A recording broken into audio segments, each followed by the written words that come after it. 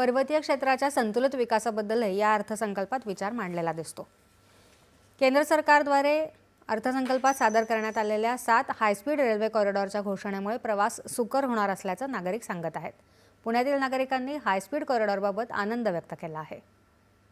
पुणे's fastest rail ही आता आपल्याला launch होतीये। कॉरिडॉर जो बनवण्यात जातोय त्यासाठी खूप साऱ्या गोष्टींची आनंद आहे की त्यासाठी म्हणजे मला मुंबईला जायचं म्हटल्यावरती खूप दिवस वेळ जातो, एक दिवसात काम होत नाही। तर मी हे नक्की मला कळतंय की मी मुंबईसाठी एक दिवसात मी सगळं काम करून लवकर येऊ शकतो, हे एक मला आनंदाची गोष्ट आहे। आणि हैदराबाद बरोबर बँगलोर पण कनेक्ट केलंय, त्या म्हणजे हे आजचं जे बजेट आहे ह्याच्यानी मला हे नक्की कळतंय की मी हैदराबाद आणि बँगलोर या दोन्ही सिटीमध्ये सुद्धा लवकरात लवकर पोहोचण्याचा प्रयत्न होऊ शकतो।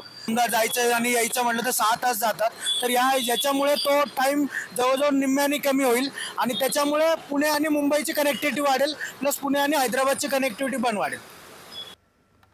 वित्तमंत्री निर्मला सीतारामन यांनी आज विद्यार्थ्यांशी संवाद साधला।